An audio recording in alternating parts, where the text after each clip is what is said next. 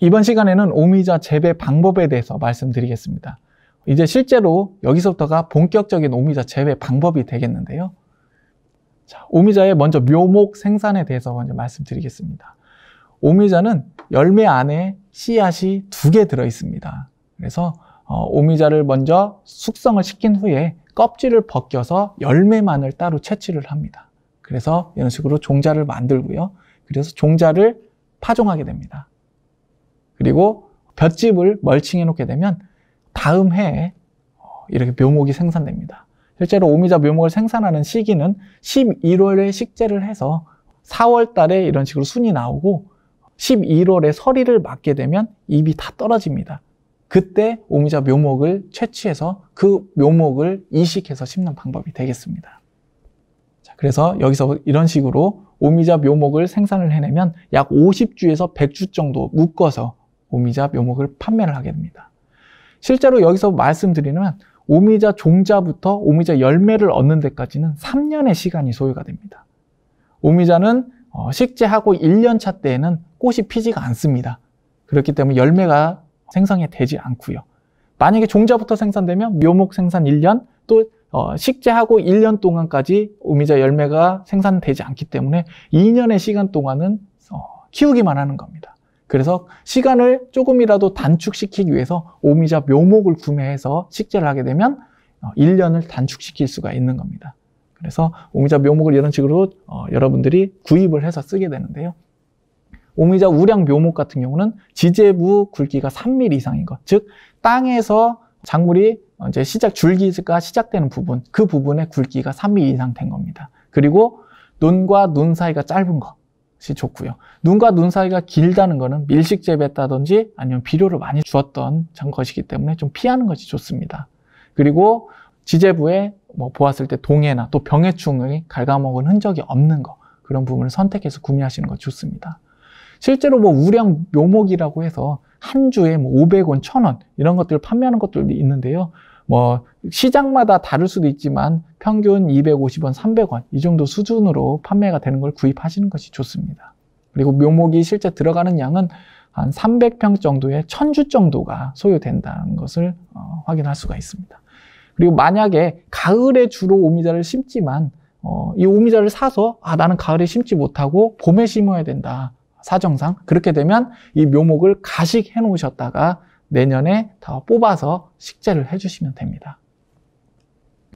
자, 정식 시기와 재식 방법, 아까 말씀드린 것처럼 가을 식재, 봄 식재 2가지가 있는데요. 가을 식재는 10월에서 11월, 하지만 거의 11월에 심습니다. 그리고 봄은 3월 상중순에 심습니다. 그리고 만약에 오미자를 심는 지역에 배수가 잘 안 된다, 그렇다 치면 이랑 높이를 10에서 20cm 정도 올려 심기 하면 이 습해 피를 예방할 수가 있습니다. 오미자는 천근성 작물이라고 말씀드렸기 때문에 밑으로 뻗기보다는 옆으로 뻗습니다. 그래서 약간 올려 심기를 하게 되면 습해 피는 예방할 수가 있는데, 하지만 오미자는 주로 산간지에서 재배되는 부분이 많기 때문에 습해 부분하고는 좀 거리는 멉니다. 거의 가뭄에 의한 피해가 많다는 것을 확인할 수가 있습니다. 자, 그리고 오미자는 이런 좀 특이한 특성 중에 하나인 또 정부 우세성을 갖고 있습니다. 오미자 묘목을 여러분들이 구입을 하셔서 이제 심었을 때 줄기가 여러 가지가 있습니다. 하지만 그 중에서 가장 좋은 줄기 하나만 남겨놓고 다 잘라주게 됩니다. 그래서 이게 바로 묘목 소금 작업입니다. 그리고 나서 약 4마디에서 5마디 그 부분을 꼭 잘라주셔야 됩니다. 이 부분을 자르지 않으면 밑에서 신초가 나오지 않습니다. 이게 바로 정부 우세성인데요. 이 상태에서는 이 줄기 하나만 자라고 밑에서 신초가 안 나옵니다. 한마디로 이 정단에 있는 이거 하나만 우세하다는 거죠. 그래서 이걸 잘라줌으로써 밑에서 새로운 신초들이 올라오게 됩니다. 그것을 받아서 다시 키우는 방법이기 때문에 이걸 바로 정부 우세성이라고 합니다. 그래서 이렇게 잘라놓고 수분을 공급해주게 되면 이제 이 다음에 이런 식으로 신초가 올라오게 됩니다. 실제로 처음에는 신초가 많이 올라옵니다.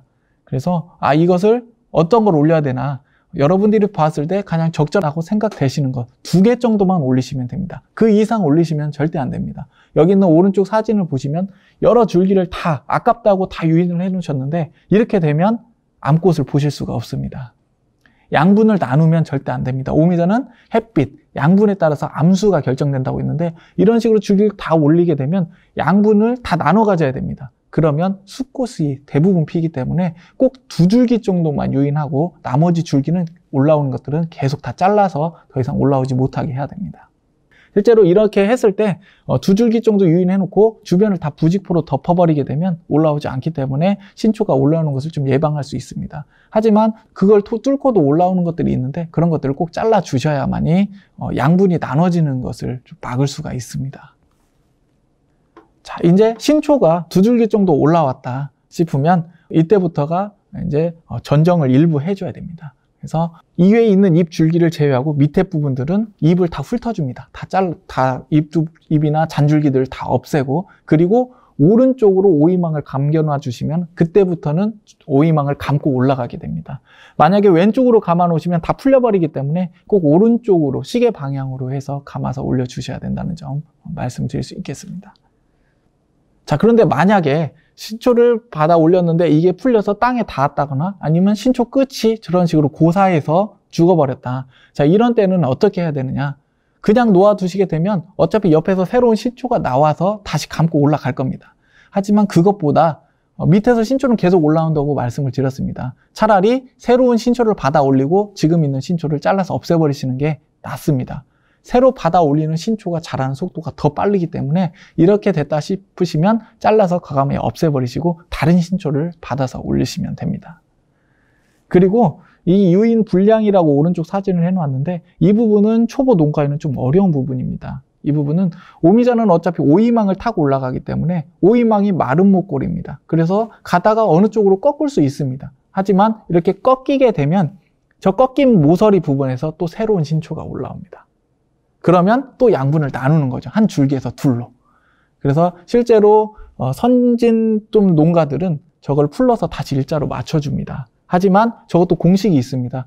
이 마른 목골을, 오이망을 두 마른 목골을 넘어가게 되면 풀면서 다 끊어집니다. 그래서 이때 또 만약에 마른 목을 2개 이상 넘어갔다 싶으면 놓아두시고 그 안에는 풀러서 다시 감아주시면 되는데 초보 농가분께서는 하시지 않는 걸 좀 추천드리겠습니다. 조금씩 하시면서 노하우를 좀 두시고 하시는 게 좋겠습니다. 실제로 이렇게 해서 선진 농가들은 참 많은 소득을 올리는데요. 실제로 이렇게 했을 때 수량 증대 효과가 상당하다는 걸 확인할 수가 있었습니다. 자, 그래서 이런 식으로 일자로 다 풀러서 감아 올리는 겁니다. 다시.